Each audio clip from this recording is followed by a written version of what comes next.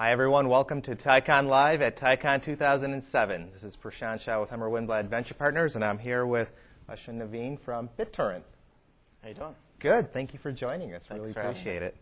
So you had a very interesting keynote with Tim O'Reilly just a few minutes ago, and you talked about a lot of different aspects to your business and to what's happening in Web 2.0 and so on.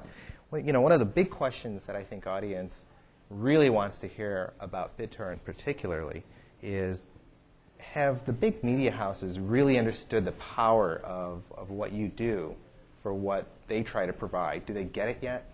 Well, many people know BitTorrent is an underlying technology that provides websites a tool to basically harness the capacity that lives on end-user computers.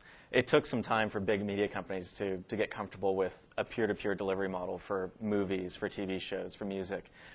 So one of our sort of first strategic imperatives was to go make peace with Hollywood. And that's something that we did. We started in about middle of 2005. And between then and now, we've signed content licenses, meaning media companies licensing us their content to be delivered with BitTorrent peer-to-peer technology with about 40 companies, including Fox, 20th Century Fox, Warner Brothers, Paramount, Lionsgate, MTV, and a whole host of other companies from across the world. So large media companies are starting to recognize the value of peer-to-peer, particularly as they are starting their own websites as well. So, you know, examples like ABC.com and NBC.com, when they start to run the numbers of what it takes to make a television show available online, right, and the revenue model of putting advertising in that video, they realize that the current architecture of the internet won't sustain that business. What about just the business dealings with them? Has their demeanor changed since the Napster days? I think it has. I think they realize that that suing a technology developer will spawn 50 alternatives that may come in parts of the world where they just have no visibility.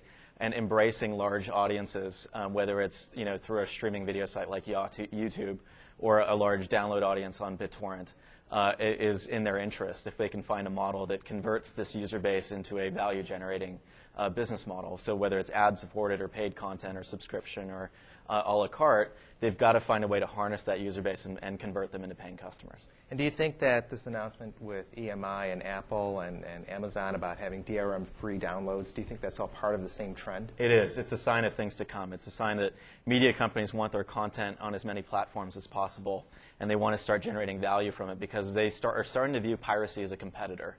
It's not something they can eliminate through legal action. It's a product experience, a user experience that they have to compete with. And getting DRM out of the way of the user experience is one of the key hurdles that we see, and I think media companies realize that. So when are the lawsuits going to stop?